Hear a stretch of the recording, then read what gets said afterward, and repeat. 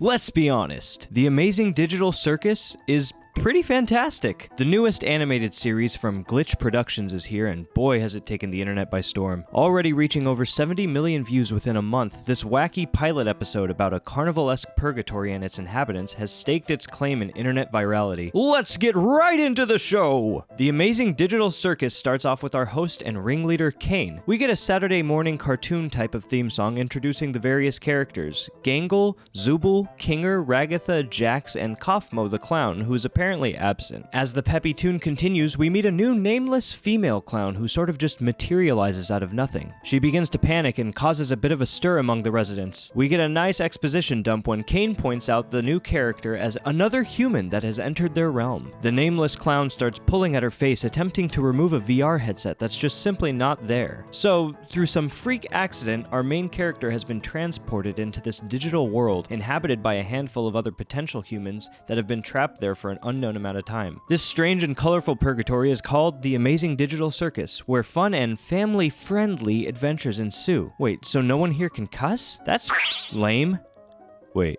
As our characters are all sort of stumbling through an awkward introduction, Kane insists that he gives the new girl a tour of the area. We learn that this world is made of different scaling areas known as the tent, the grounds, and the void. The void is sort of nebulous, and not even our all-seeing host Kane knows what's out there. Our main girl keeps seeing an exit door that no one else can see, and when she tries pressing the issue, Kane sort of freaks out about it. Moving along, Kane insists that the main character must come up with a new name as every newcomer forgets theirs, and Kane can't see into their minds to know who they originally were. Finally, the main character accepts the name Pomni. Now that Pomni has been properly introduced and shown around, Kane gives our cast an adventure to pass the time. This is apparently something that the digital circus inhabitants are given to keep them from going insane, although some are holding up better than others. The quest items known as gloinks end up kidnapping Zooble and taking them to their lair. Kinger lets Pomni know that Kaufmo the clown, our absentee, was also hallucinating an exit and warns that Pomni may lose her mind if she goes down that rabbit hole too. Still, wanting answers, Pomni teams up with Ragatha and Jax to find Kaufmo, while Kinger and Gangle go off on Kane's little side quest to gather the gloinks and save Zooble. Ragatha gives Pomni a bit more information on their digital world, and we see that this amazing digital circus really is some sort of purgatory with no need for or enjoyment in sleep or food, and that trying to find an exit that doesn't exist could cause bad things to happen to their sanity.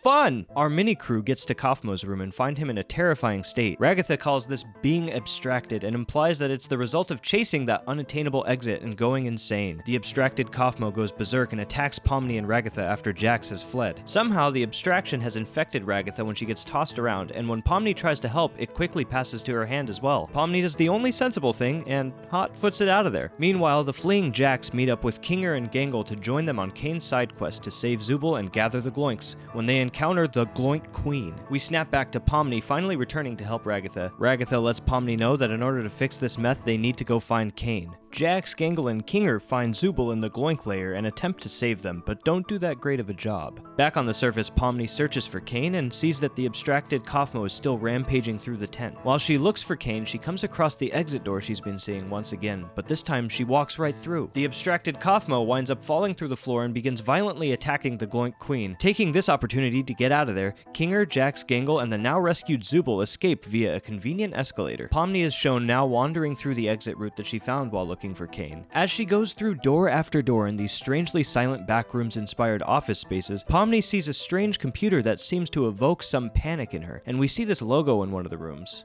When she finally opens the door, Pomni finds herself floating into the endless void. It's kind of a lot to take in. Getting alerted of this, Kane grabs Pomni and teleports her back to the safety of the tent where she won't get spoiled, and he finally helps our crew. Kane dumps the abstracted Kaufmo into the cellar where we see a multitude of other abstracted items, and fixes Ragatha as well as Pomni's hand with the snap of his fingers. Kane apologizes for the exit and reveals that it's truly not real and that he only created it because the inhabitants would talk about wanting one so much. He rewards everyone with a meal, even though food does no good for our characters, and Pomni cracks a mind-broken smile, realizing that this new world she's been dragged into may just be her permanent residence. And so that's it. That's the Amazing Digital Circus pilot episode. After watching this, I was reminded of a short story that shares some parallels called I Have No Mouth and I Must Scream. While we don't have much information on what the circus is, who made it, who Kane is, and why he insists on everyone staying there and staying unspoiled, there are a myriad of theories that the internet has been discussing. Is Kane also also trapped there? Does he insist everyone stay because he's lonely? Or perhaps he's got malevolent intentions? In I Have No Mouth and I Must Scream, the ringleader of that story, the all-knowing, ultra-intelligent AM, keeps 5 humans alive for hundreds of years in order to torture them to satisfy his hatred for humanity. While Kane doesn't seem to have torturous intentions, it does feel like he either can't or won't let anyone leave. I'm personally excited to see if this show gets greenlit for a series, and I really hope that we get some more of this amazing digital circus. True.